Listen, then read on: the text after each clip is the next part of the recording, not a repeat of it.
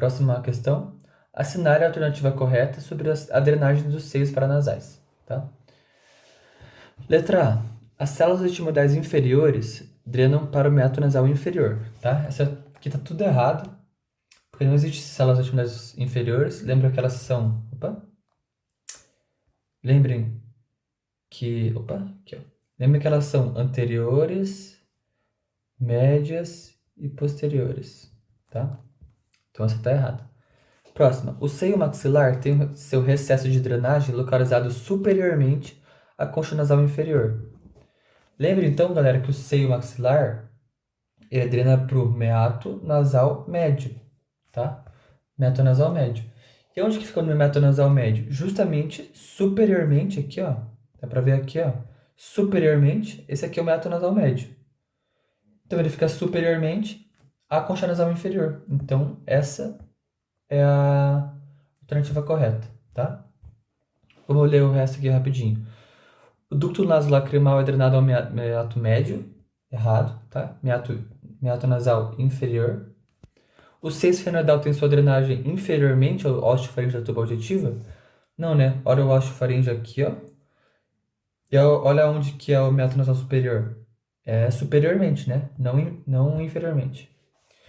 O meato nasofrontal se abre na parte mais inferior do hiato semilunar. Não é inferior, né? É superior. Isso aqui foi a questão 10, então. Questão 11.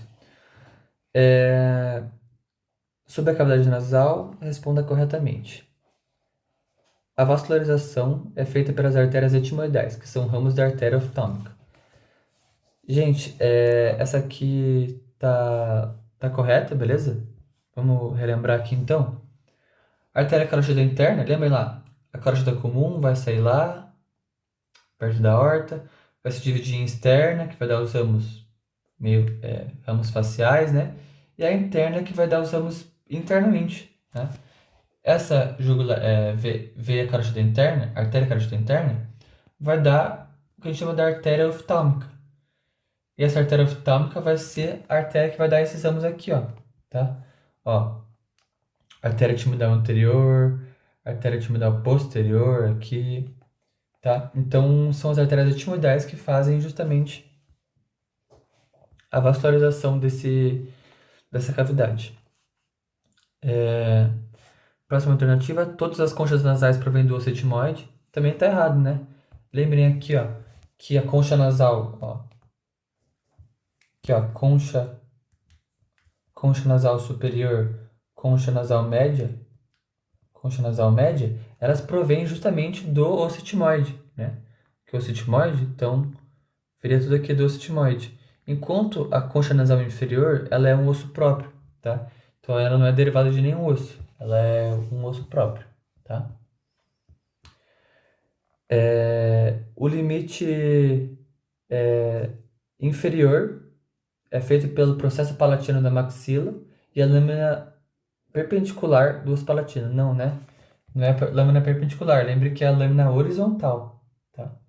Lâmina horizontal. Isso aqui, lembra que o limite inferior é feito pelo palato duro, tá? Palato duro. E quem compõe o palato duro não é a lâmina perpendicular, é a lâmina horizontal, tá? Não há nenhum tipo de tecido adiposo em qualquer parte do nariz. Tá errado, tá, galera? Lembrem aqui, ó, que justamente no nariz externo existem as cartilagens laterais, alar maior, acessória, alar menor, mas também tem esse tecido fibroadiposo aqui, ó, que é fundamental para o formato do nariz, tá, galera? Então, tem sim, tá? Os seios paranasais são revestidos por pele? Não, né? Eles são revestidos por mucosa. Lembre que essa corzinha aqui é feita por mucosa. Pele só reveste o que a gente chama do vestíbulo nasal, que é a entradinha do nariz. Inclusive, é palpável o nosso vestíbulo nasal e o final dele, que é o limiar nasal. Tá? Então, correta, letra A. Próximo aqui, qual o músculo da laringe é o abdutor? Lembra que eu já falei para vocês. O abdutor, o cricoarytenoide posterior. Aqui, cricoarytenoide posterior, tá?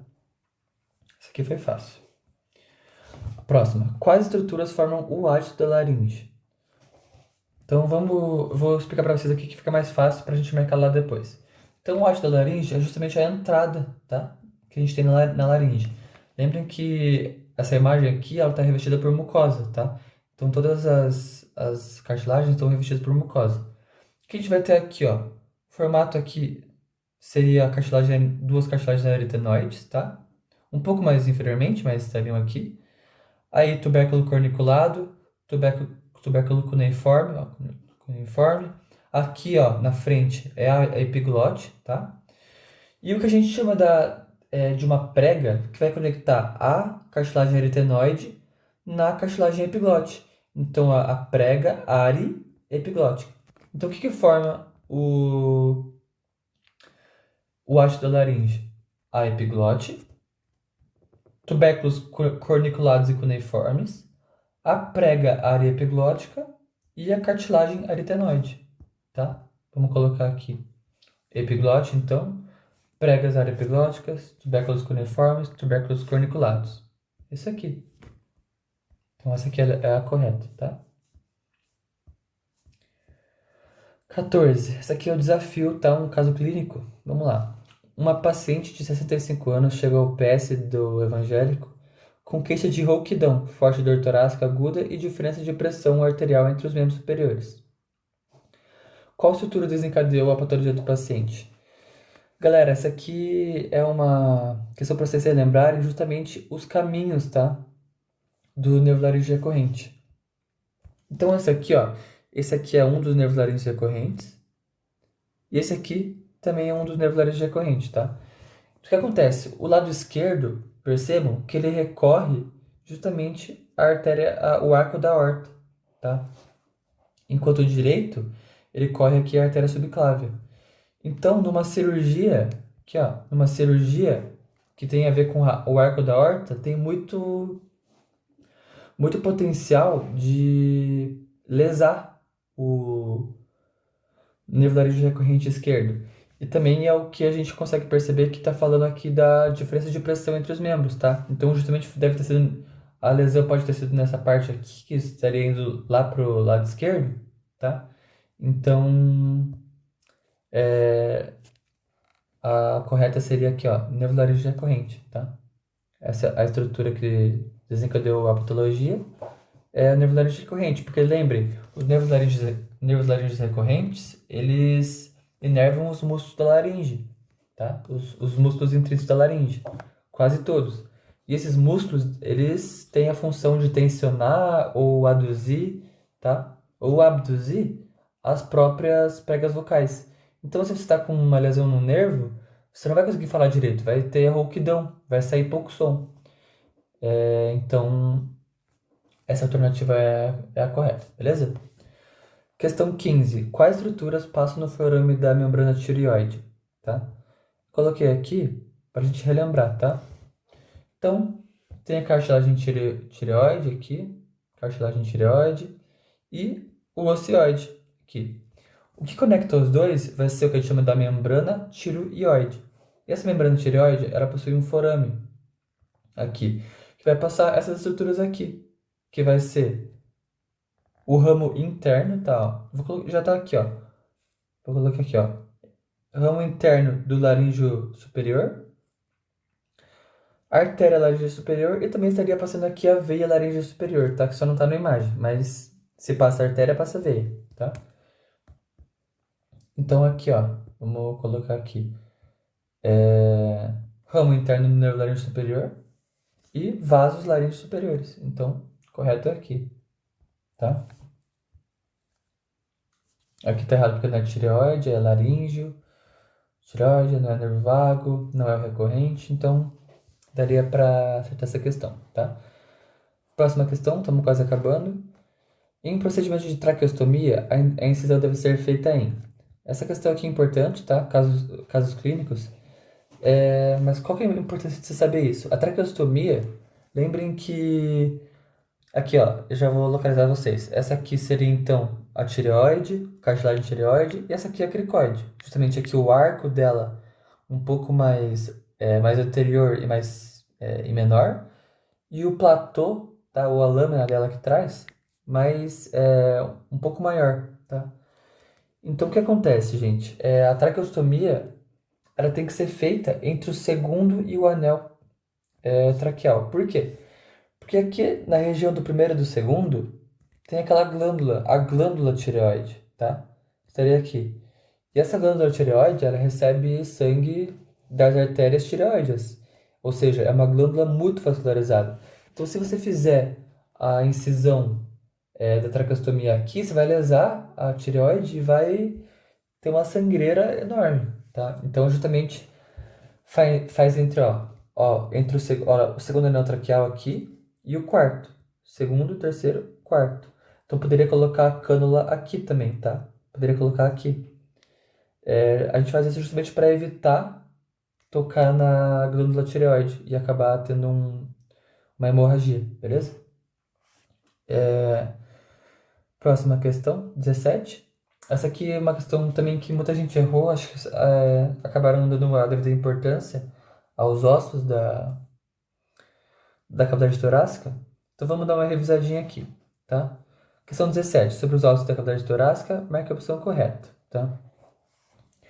A primeira costela possui o tubérculo escaleno ou tubérculo de Lisfranc, que recebe a inserção do músculo escaleno médio. Não, gente. O tubérculo escaleno é justamente a inserção do escaleno anterior, tá? Anterior, não médio, tá? Então esse que é o erro da letra A. A letra B. Os três músculos escalenos se inserem na primeira costela. Não é isso que acontece, tá? Vamos relembrar aqui então aqui. Vamos ver aqui, ó. Escaleno anterior. Aqui, ó. Escaleno anterior. Vindo justamente no que eu falei para vocês, no tubérculo escaleno ou tubérculo de Lisfranc, que está na primeira costela, tá? Se a gente rebatesse ele, que foi o que a gente viu do outro lado aqui, ó, a gente tem o escaleno médio. O escaleno médio está um pouco mais posterior, tá? Na primeira costela, mas ele também tem inserção na primeira costela. Porém, ele não tem um tubérculo de inserção, como tem o escaleno anterior. Então é só uma inserção como outra qualquer, tá? Lembre que entre o escaleno anterior e o escaleno médio passa o plexo braquial e passa a artéria subclave. A veia subclave ela passa fora. E por último aqui, tá? Percebam aqui então o músculo escaleno posterior se inserindo na segunda costela. Então não são os três que se inserem na primeira costela, tá? O escaleno posterior se insere na segunda costela, tá? Então, essa aqui estaria errada, tá? Estaria errada. 17. A segunda costela é uma costela atípica, pois nela está a tuberosidade do músculo serrátil anterior. Correto, galera. Não sei se todo mundo conseguiu dar uma lida sobre isso, mas a segunda costela tem uma tuberosidade importante, que é justamente do músculo serrátil anterior, tá? Lembre que o músculo serrátil anterior ele tem origem da primeira à nona costela e tem inserção lá na margem medial da escápula. Então ele dá toda a volta no nosso tronco. E na segunda costela, ela pode ser dita como atípica, porque ela não tem só cabeça, tubérculo, corpo, ângulo. Ela tem a tuberosidade do músculo serrátil anterior, tá? Então ela é uma costela atípica. Então essa é a questão correta. O tubérculo da costela se articula com o corpo vertebral das vértebras torácicas? Não, né? Não é com o corpo vertebral, é com o processo transverso. Processo transverso. Tudo lá da anatomia 1. Todas as 7 costelas verdadeiras têm início em suas incisuras costais, que estão todas no corpo externo. Tava certo até aqui. Não são todas que estão no corpo, tá? Vamos relembrar aqui rapidinho. Daqui pra cima, ó. Olha aqui, ó. Primeira costela. Já começa errando aqui, ó. Primeira costela tem uma incisura no manúbrio, tá? A segunda costela, a origem dela fica justamente aqui na região do ângulo external, tá? Na junção manúbrio external, tá? Então já tá errado por aqui. Então aqui, ó, A primeira aqui, a segunda aqui. A terceira, a quarta, a quinta e a sexta aqui. Peraí. A terceira, a quarta e a quinta e a sexta, deixa eu fazer outra coisa aqui. Elas têm origem, então, no corpo do externo. Enquanto a sétima vai ter origem, aqui ó, a sétima vai ter origem na junção chifro-external. Então a gente diz aqui, ó, a primeira manúbrio, primeira no manúbrio, segunda junção manúbrio external, terceira a sexta no corpo e a sétima na junção chifro-external. Beleza? Então, últimas questões aqui. Questão 18. O plano transverso do tórax é compreendido em uma linha entre o ângulo external e o disco vertebral entre T6 e T7. Não é T6 e T7, né, galera? É lá entre T4 e T5, tá? Próximo. O ducto torácico está no mediastino posterior, assim como os vasos da base do coração. Não, né, gente? Os vasos da base do coração, lembra que eles ficam mais voltados lá pra cima, então eles ficam lá no mediastino posterior. Não dá pra dizer que eles estão no mediastino posterior, tá? Olha aqui, ó. Os vasos da base aqui, ó. O arco da aorta aqui. Então seriam todas as coisas aqui. Tá justamente no mediastino superior, não no posterior, tá? O mediastino inferior é dividido de acordo com as posições das estruturas em relação ao saco pleural. E aí isso aqui tá certo, tá, galera? Isso aqui tá certo? Lembre que o mediastino inferior, que fica abaixo do plano transverso do tórax, então ele fica delimitado pelo saco pericárdico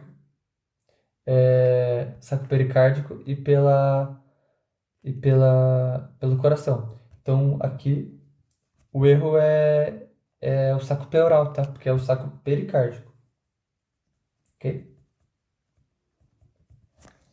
Próxima alternativa. No mediastino médio, o nervo frênico é acompanhado pela artéria pericardiofrênica. Isso aqui tá certo. Até dá pra ver aqui na imagem, ó. Esse nervinho que tá passando aqui, ó, amarelinho, é o nervo frênico. E a artéria que tá passando com ele é aquele raminho da artéria torácica interna, que é a artéria pericardiofrênica, beleza? Então, essa é a alternativa correta, tá? Aqui, a aorta descendente abdominal está no mediastino posterior. Abdominal, né? A torácica. Então, esse que é o erro. Últimas duas questões. Com base em seus conhecimentos prévios sobre aparelho respiratório, responda corretamente. A cartilagem do septo nasal e a cartilagem nasal acessória são as únicas cartilagens ímpares do nariz. Galera, a cartilagem nasal acessória ela é par, tá? Então essa aqui tá errada. O osso frontal não faz parte da formação do esqueleto externo do nariz. Faz parte sim, tá? Os ossos que fazem parte da formação do esqueleto externo do nariz vão ser osso frontal, mais osso nasal, mais osso maxilar, ou maxila. Beleza? As conchas nasais estão localizadas na porção medial do septo nasal. Não é na porção medial, né, galera? Lembra que a porção medial do septo nasal, ela é o próprio septo. As conchas nasais, elas estão na região lateral, tá? Da nossa cavidade nasal. Então, essa está errada. O terço superior da cavidade nasal tem função respiratória. Não é isso que acontece, né? Não sei se vocês lembram, mas dividindo a cavidade nasal em três, os 2/3 inferiores têm função respiratória. Enquanto o terço superior tem função olfatória, justamente porque a parte superior, não sei se vocês lembram, vai estar ali a lâmina cribiforme, a lâmina crivosa do osso etimoide, que vai estar passando o nervo olfatório, perdão, ali nos forames da lâmina cribiforme. Então, é o ar que está em contato justamente com essas porções do nervo que vão dar sensibilidade olfatória, tá? Última alternativa, o ponto que determina o fim do vestíbulo nasal se chama limiar nasal. Essa aqui é a correta, né? Lembrem lá, a entrada da nossa narina lá, que tem aquele epitélio, que tem as vibrisas, né, que são os pelinhos do nariz, é o que a gente chama de vestíbulo nasal. Então é vestíbulo nasal, tem epitélio com vibrisas e revestido por pele, tá? Ele é mais queratinizado. Enquanto depois dele vai ter já a parte com mucosa, né? Que é a parte da nossa cavidade nasal. E justamente esse ponto de transição se chama limiar nasal. Então essa é a alternativa correta. Beleza? Última questão. O brônquio principal direito é percorrido pelo arco da veia ascus. Isso aí. Enquanto o esquerdo pelo arco da aorta. Isso aí. Essa é a questão correta. Aqui acho que tem. Coloquei para vocês aqui. Aqui apenas relembrando aqui, acho que acabei esquecendo de comentar. Aqui, ó, tem a cartilagem do septo, que é ímpar, tá? E tem a cartilagem nasal acessória, aqui, ó, ou cartilagem alar acessória, ela seria dos dois lados, tá? Então ela não é ímpar, tá? Ela é par. O que eu ia mostrar aqui para vocês agora era justamente isso aqui, ó. Tô vendo aqui o brônquio principal direito é percorrido pelo arco da veia ascus, aqui, ó. Olha a veia ascus dando as intercostais posteriores aqui, estão vendo? Então, o brônquio principal direito é percorrido pelo arco da ascus. Enquanto o principal esquerdo, tá? O principal esquerdo estaria um pouco mais para cima aqui, ó, é percorrido pelo arco da aorta. Então, a correta aqui, letra A. O brônquio direito é mais curto e horizontal? Não é, né, galera? Ele é mais curto e vertical. Lembrem que o brônquio principal direito é aquele brônquio que ele vai ter uma disposição mais curta e mais vertical, enquanto o esquerdo vai ser mais assim, ó. Vamos fazer aqui, ó. Traqueia, vem aqui o brônquio, esse aqui é o direito. Enquanto o esquerdo é mais assim. Então, justamente, vem aquela história, né? Que tem muito mais chance por broncoaspiração do lado direito aqui, do que pelo lado esquerdo, né? Justamente pela gravidade e tudo mais. Próximo. Os brônquios principais dão origem aos brônquios segmentares? Errado. Lembra que a sequência é principal, depois brônquio lobar, que vem para os lobos, e depois vem os brônquios segmentares, que vem dos segmentos. O brônquio esquerdo ocupa a posição mais posterior no hilo pulmonar esquerdo. Não, né, galera? Lembrem que o hilo pulmonar esquerdo é veia, brônquio, artéria, de anterior para posterior. Então, o brônquio, ele está na média, ele não está mais posterior. E última alternativa, o brônquio direito ocupa a posição mais inferior do hilo pulmonar direito. Não, né, galera? Lembrem que aqui, ó, o pulmão direito é VBA. Sempre que vocês lerem aqui, ó, VAB ou VBA, é nessa disposição aqui de inferior para superior e de anterior para posterior. Então, lembrem, vamos lá, aqui é a região anterior, aqui é a região posterior. O pulmão direito vai estar aqui, ó, veia, artéria, brônquio, entendeu? Então, a veia pulmonar é mais inferior. Então, não é o brônquio. O brônquio direito ocupa a posição mais superior no pulmonar direito, tá? Então, foram essas as questõezinhas, tá? Aqui mais umas imagens para quem quiser ver. E era isso, galera. Obrigado por terem assistido.